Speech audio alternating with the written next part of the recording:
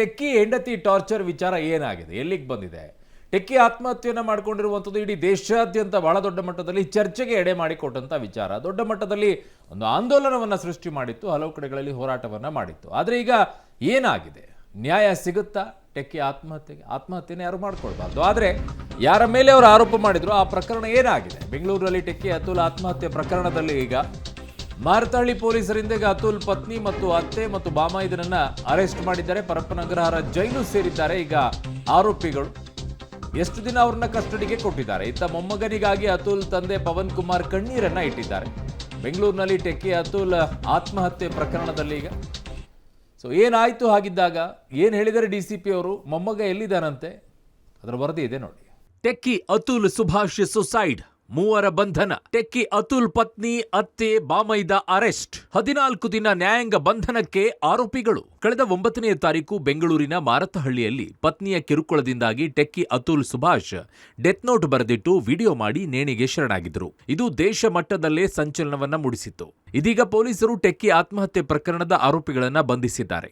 Techie Atul ಪತ್ನಿ ನಿಖಿತಾ ಸಿಂಘಾನಿಯಾ, ಅತ್ತೆ ನಿಶಾ ಸಿಂಘಾನಿಯಾ, ಬಾಮೈದ ಅನುರಾಗ್ ಸಿಂಘಾನಿಯಾ ಬಂಧನವಾಗಿದೆ. ಪ್ರಕರಣ ಬೆನ್ನಟ್ಟಿದ ಮಾರತಹಳ್ಳಿ ಪೊಲೀಸರು ಹರಿಯಾಣದ ಗುರುಗ್ರಾಮದಲ್ಲಿ ಟೆಕ್ಕಿ ಪತ್ನಿ ನಿಖಿತಾ ಸಿಂಘಾನಿಯಾಳನ್ನ ಬಂಧಿಸಿದ್ದಾರೆ. ಉತ್ತರ ಪ್ರದೇಶದ ಅಲಹಾಬಾದ್ನಲ್ಲಿ ಅತ್ತೆ ನಿಶಾ ಸಿಂಘಾನಿಯಾ, ಬಾಮೈದ ಅನುರಾಗ್ ಸಿಂಘಾನಿಯರನ್ನ ಬಂಧಿಸಿ ಬೆಂಗಳೂರಿಗೆ ಕರೆತಂದಿದ್ದಾರೆ. ಆರೋಪಿಗಳನ್ನ ಹುಡುಕುತ್ತಾ ಮಾರತಹಳ್ಳಿ ಪೊಲೀಸರು ಉತ್ತರ ಪ್ರದೇಶಕ್ಕೆ ತೆರಳಿದ್ರು. ಪೊಲೀಸರ ಹುಡುಕಾಟ ಸುದ್ದಿ ತಿಳಿದ ಆರೋಪಿಗಳು ಸ್ಥಳದಿಂದ ಎಸ್ಕೇಪ್ ಆಗಿದ್ರು. ಮಾರತಹಳ್ಳಿ ಪೊಲೀಸರು ಆರೋಪಿ ನಿಖಿತಾ ಮನೆ ಬಾಗಿಲಿಗೆ ನೋಟಿಸ್ ಅನ್ನ ಅಂಟಿಸಿ 3 ದಿನದ ಒಳಗೆ ವಿಚಾರಣೆಗೆ ಹಾಜರಾಗುವಂತೆ ಸೂಚಿಸಿದ್ರು. ಆದ್ರೀಗ ಆರೋಪಿಗಳ ಹೆಡೆಮುರಿ ಕಟ್ಟುವಲ್ಲಿ ಪೊಲೀಸರು ಯಶಸ್ವಿಯಾಗಿದ್ದಾರೆ. ನಿನ್ನೆ ಬೆಂಗಳೂರಿಗೆ ಕರೆತಂದು ನೇರವಾಗಿ ಕೋರ್ಟ್ಗೆ ಹಾಜರುಪಡಿಸಿದ್ರು. ನ್ಯಾಯಾಧೀಶರು 3 ಆರೋಪಿಗಳಿಗೆ 14 ದಿನಗಳ ನ್ಯಾಯಾಂಗ ಬಂಧನಕ್ಕೆ ಆದೇಶಿಸಿದ್ದಾರೆ.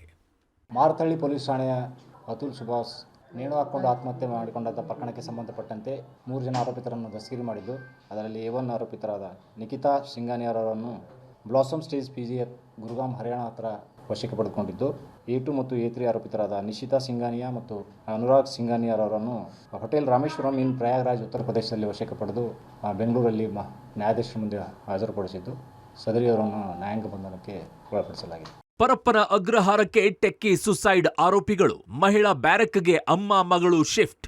ಇನ್ನು ಟೆಕ್ಕಿ ಅತುಲ್ ಸುಸೈಡ್ ಆರೋಪಿಗಳನ್ನ ಪರಪ್ಪನ ಅಗ್ರಹಾರ ಜೈಲಿಗೆ ಶಿಫ್ಟ್ ಮಾಡಲಾಗಿದೆ. ಟೆಕ್ಕಿ ಅತುಲ್ ಪತ್ನಿ ನಿಖಿತಾ ಸಿಂಘಾನಿಯಾ, ಅತ್ತೆ ನಿಶಾ ಸಿಂಘಾನಿಯಾ ಪರಪ್ಪನ ಅಗ್ರಹಾರ ಮಹಿಳಾ ಬ್ಯಾರಕ್ಗೆ ಶಿಫ್ಟ್ ಮಾಡಲಾಗಿದೆ.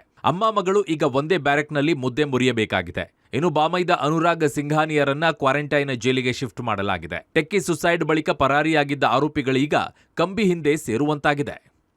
ಬೆಂಗಳೂರಿನ ಮಾರತಹಳ್ಳಿಯಲ್ಲಿ ಆತ್ಮಹತ್ಯೆಗೆ ಶರಣಾಗಿದ್ದಂಥ ಟೆಕ್ಕಿ ಅತುಲ್ ಪ್ರಕರಣಕ್ಕೆ ಸಂಬಂಧಪಟ್ಟ ಹಾಗೆ ಮಾರತಹಳ್ಳಿ ಪೊಲೀಸರು ನಿನ್ನೆ ಬೆಳಗಿನ ಜಾವ ಹರಿಯಾಣದ ಗುರುಗ್ರಾಮದಲ್ಲಿ ಅತುಲ್ ಪತ್ನಿ ನಿಖಿತಾರನ್ನ ಬಂಧನ ಮಾಡಿದ್ದಾರೆ. ಅದೇ ಸಂದರ್ಭದಲ್ಲಿ ಉತ್ತರ ಪ್ರದೇಶದ ಅಲಹಾಬಾದ್ನಲ್ಲಿ ಅವರ ಅತ್ತೆ ನಿಶಾ ಮತ್ತು ಅನುರಾಗ್ ಏನಿದ್ರು ಅವ್ರನ್ನೂ ಕೂಡ ಬಂಧನ ಮಾಡಿರುವಂಥದ್ದು. ಮೂವರನ್ನು ಕೂಡ ನೇರವಾಗಿ ಬೆಂಗಳೂರಿನ ಪರಪ್ಪನಗ್ರಹಾರ ಜೈಲಿಗೆ ಕಳಿಸಿರುವಂಥದ್ದು. ಪರಪ್ಪನಗ್ರಹಾರ ಜೈಲಲ್ಲಿ ಅಮ್ಮ ಮಗಳು ಒಂದೇ ಕ್ವಾರಂಟೈನ್ ಸೆಲ್ನಲ್ಲಿ ಇದ್ದರೆ, ಅನುರಾಗ್ ಏನಿದ್ದಾರೆ ಆತ ಕ್ವಾರಂಟೈನ್ ಸೆಲ್ನಲ್ಲಿ ಈಗ ಬಂಧನಕ್ಕೆ ಒಳಗಾಗಿರುವಂಥದ್ದು. ಎಲ್ಲಿದ್ದಾನೆ ಟೆಕ್ಕಿ ಅತುಲ್ ಸುಭಾಷ್ ಪುತ್ರ? ಮೊಮ್ಮಗನಿಗಾಗಿ ಅತುಲ್ ಕುಟುಂಬ ಚಡಪಡಿಕೆ.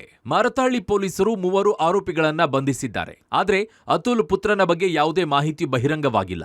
ಮಗು ನೋಡಲು ಹಣಕ್ಕೆ ಪತ್ನಿ ನಿಖಿತಾ ಬೇಡಿಕೆ ಇಡುತ್ತಿದ್ರು ಅಂತ ಅತುಲ್ ಡೆತ್ ನೋಟ್ನಲ್ಲಿ ಉಲ್ಲೇಖಿಸಿದ್ರು. ಆದ್ರೀಗ 3 ಬಂಧನವಾಗಿದ್ದು ಮಗುವಿನ ಬಗ್ಗೆ ಸುಳಿವಿಲ್ಲ. ಹೀಗಾಗಿ ಟೆಕ್ಕಿ ಅತುಲ್ ಪುತ್ರ ಎಲ್ಲಿದ್ದಾನೆ ಎಂಬುದು ಗೊತ್ತಿಲ್ಲ. ನಮಗೆ ಅವನನ್ನ ಹುಡುಕಲು ಆಗ್ತಿಲ್ಲ. ಅದೇ ದೊಡ್ಡ ಚಿಂತೆಯಾಗಿದೆ ಅಂತ ಮೃತ ಟೆಕ್ಕಿ ಅತುಲ್ ಸಹೋದರ ವಿಕಾಸ್ ಕುಮಾರ್ ಆತಂಕ ವ್ಯಕ್ತಪಡಿಸಿದ್ದಾರೆ. ಅಲ್ಲದೆ ಆರೋಪಿಗಳನ್ನ ಬಂಧಿಸಿದ್ದಕ್ಕೆ ಕರ್ನಾಟಕ ಪೊಲೀಸರಿಗೆ ಧನ್ಯವಾದ ಅರ್ಪಿಸಿದ್ದಾರೆ. ಇನ್ನು ಅತುಲ್ ತಂದೆ ಸಹ ಮೊಮ್ಮಗನಿಗಾಗಿ ಹಾತೊರೆಯುತ್ತಿದ್ದಾರೆ. ಆದರೆ ಆತನ ಬಗ್ಗೆ ಮಾಹಿತಿ ಸಿಗದೆ ಕಂಗಾಲಾಗಿದ್ದಾರೆ. ಮಗನೂ ಇಲ್ಲ, ಮೊಮ್ಮಗನೊಂದಿಗಾದರೂ ಜೀವನ ಕಳೆಯಬೇಕು ಅಂತ ಹಂಬಲಿಸುತ್ತಿದ್ದಾರೆ. ಹೀಗಾಗಿ ಪೊಲೀಸರಿಗೆ ಮೊಮ್ಮಗನನ್ನ ಹುಡುಕಿಕೊಡಲು ಮನವಿ ಮಾಡಿದ್ದಾರೆ. 4 ವರ್ಷದ ಟೆಕ್ಕಿ ಅತುಲ್ ಮಗ ಸುರಕ್ಷಿತ. ಅತುಲ್ ಮಗ ಸಂಬಂಧಿಕರ ಬಳಿ ಇದ್ದಾನೆ. ವೈಟ್ಫೀಲ್ಡ್ ಡಿಸಿಪಿ ಶಿವಕುಮಾರ್ ಹೇಳಿಕೆ. ಟೆಕ್ಕಿ ಅತುಲರ 4 ವರ್ಷದ ಮಗ ಸುರಕ್ಷಿತವಾಗಿದ್ದು ಸಂಬಂಧಿಕರ ಬಳಿ ಇದ್ದಾನೆ ಅಂತ ವೈಟ್ಫೀಲ್ಡ್ ಡಿಸಿಪಿ ಶಿವಕುಮಾರ್ ಹೇಳಿದ್ದಾರೆ. ಬಂಧನದ ವೇಳೆ ಮಗು ಬಗ್ಗೆ ಮಾಹಿತಿಯನ್ನ ಪಡೆದಿದ್ದೇವೆ. ಸಂಬಂಧಿಕರ ಬಳಿ ಮಗು ಇದ್ದು ಅಪ್ರಾಪ್ತ ಆಗಿರುವುದರಿಂದ ಯಾವುದೇ ಮಾಹಿತಿಯನ್ನ ಬಹಿರಂಗಗೊಳಿಸಲಾಗುವುದಿಲ್ಲ ಅಂದಿದ್ದಾರೆ. ಮಗು ನಾವು ಆರೋಪಿತರ ವಿಚಾರಣೆ ಸಂದರ್ಭದಲ್ಲಿ ಅವರ ತಮ್ಮ ಸಂಬಂಧಿಕರ ಹತ್ರ ಇದ್ದಿದ್ದರ ಬಗ್ಗೆ ತಿಳಿದು ಬಂದಿದೆ. ಮಗು ಅವರ ಸಂಬಂಧಿಕರ ಕಸ್ಟಡಿಯಲ್ಲಿದೆ. ಅವರು ಓದ್ತಾ ಇದೆ. ಅದು ಮೈನರ್ ಇದೆ. ಅವರ ಡೀಟೇಲ್ಸ್ಗಳನ್ನು ನಾವು ಹೇಳ್ಕೊಳಕ್ಕಾಗುತ್ತೆ. ಮಗು ನಾವು ಆರೋಪಿತರ ವಿಚಾರಣೆ ಸಂದರ್ಭದಲ್ಲಿ ಅವರ ತಮ್ಮ ಸಂಬಂಧಿಕರ ಹತ್ರ ಇದ್ದಿದ್ದರ ಬಗ್ಗೆ ತಿಳಿದು ಬಂದಿದೆ. ಮಗು ಅವರ ಸಂಬಂಧಿಕರ ಕಸ್ಟಡಿಯಲ್ಲಿದೆ, ಅವರು ಓದ್ತಾ ಇದೆ, ಅದು ಮೈನರ್ ಇದೆ, ಅದರ ಡೀಟೇಲ್ಸ್ಗಳನ್ನು ನಾವು ಹೇಳ್ಕೊಳಕ್ಕಾಗುತ್ತೆ. ಕಾರ್ಯಾಚರಣೆ ಇದು ನಾವು ಬೇರೆ ಬೇರೆ ತಂಡಗಳನ್ನು ರೂಪಿಸಿದ್ದೀವಿ. ಆ ತಂಡದ ನಮ್ಮ ಒಂದು ಇನ್ಫಾರ್ಮೇಷನ್ ಆಧಾರದ ಮೇಲೆ ನಾವು ವಶಕ್ಕೆ ಪಡೆದಿದ್ದೀವಿ.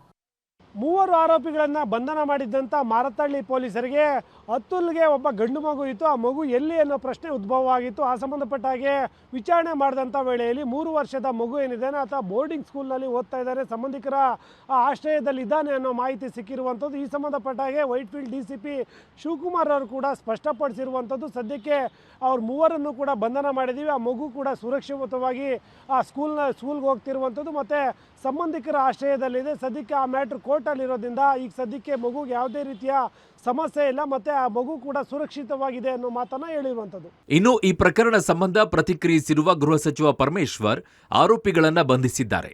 ಪುರುಷರ ಮೇಲೆ ದೌರ್ಜನ್ಯ ಆಗಿದೆ ಅನ್ನೋದು ಸಾಕಷ್ಟು ಚರ್ಚೆ ಆಗುತ್ತಿದೆ. ಯಾವ ರೀತಿ ಕಾನೂನನ್ನ ಬದಲಾಯಿಸಬೇಕು ಅನ್ನೋ ಚರ್ಚೆ ಆಗ್ತಿದೆ. ಮುಂದಿನ ದಿನಗಳಲ್ಲಿ ರಾಜ್ಯದಲ್ಲೂ ಕೂಡ ಕೆಲ ಬದಲಾವಣೆ ಆಗಬೇಕು, ಕೇಂದ್ರದಲ್ಲೂ ಕೂಡ ಬದಲಾವಣೆ ಆಗಬೇಕಿದೆ ಅಂದಿದ್ದಾರೆ. ಮಹಿಳೆಯರಿಗಿರ್ತಕ್ಕಂಥ ಕಾನೂನಿನಲ್ಲಿ ಪ್ರೊವಿಷನ್ಸ್ ಇದೆ, ಅವರ ರಕ್ಷಣೆಗೆ ಪ್ರೊವಿಷನ್ಸ್ ಇದೆ, ಅದೆಲ್ಲ ಮಿಸ್ಯೂಸ್ ಆಗ್ತಾ ಇದೆ ಅಂತಕ್ಕಂಥದ್ದನ್ನ ಈಗ ಅವರು ಬರ್ಕೊಂಡಿದ್ದಾರೆ. ಗಂಡಂದಿರಿಗೆ ತೊಂದರೆ ಆಗುತ್ತೆ ಅನ್ನುವಂಥದ್ದು rights of man is question. ಅದು ಈಗ ಭಾಳ ದೊಡ್ಡ ಪ್ರಮಾಣದಲ್ಲಿ ಚರ್ಚೆ ಆಗ್ತಾ ಇದೆ ಇಡೀ ದೇಶದಲ್ಲಿ. ಭಾರತೀಯ ನ್ಯಾಯ ಸಂಹಿತ ಹೊಸದಾಗಿ ಮಾಡಿರ್ತಕ್ಕಂಥ ಕಾನೂನು, ಅದರಲ್ಲಿ ಬದಲಾವಣೆಗಳನ್ನು ಹೇಗೆ ತರಬೇಕು ಅನ್ನೋದ್ರ ಬಗ್ಗೆ ಚರ್ಚೆ ಮಾಡಬೇಕಾಗ್ತದೆ. ಮುಂದಿನ ದಿನದಲ್ಲಿ ನಮ್ಮಲ್ಲಿಯೂ ಆಗಬೇಕು, ಕೇಂದ್ರದಲ್ಲಿ ಕೂಡ ಆಗಬೇಕಾಗುತ್ತೆ. ಒಟ್ಟಾರೆ ಪತ್ನಿ ಕಿರುಕುಳ ತಾಳಲಾರದೆ ಟೆಕ್ಕಿ ಅತುಲೇನೋ ಇಹಲೋಕ ಸೇರಿದ್ದಾರೆ. ಅಮ್ಮನೂ ಬಂಧನಕ್ಕೊಳಪಟ್ಟಿದ್ದಾರೆ. ಆದರೆ ಈಗ 4 ವರ್ಷದ ಮಗು ಅನಾಥವಾಗಿದ್ದಾನೆ. ಈ ಮಧ್ಯೆ ತನಿಖೆಯ ನಂತರ ಪ್ರಕರಣದ ಸಾಕಷ್ಟು ಸತ್ಯಾಸತ್ಯತೆಗಳು ಬಯಲಾಗಬೇಕಿದೆ. Umesh, public TV, Bengaluru.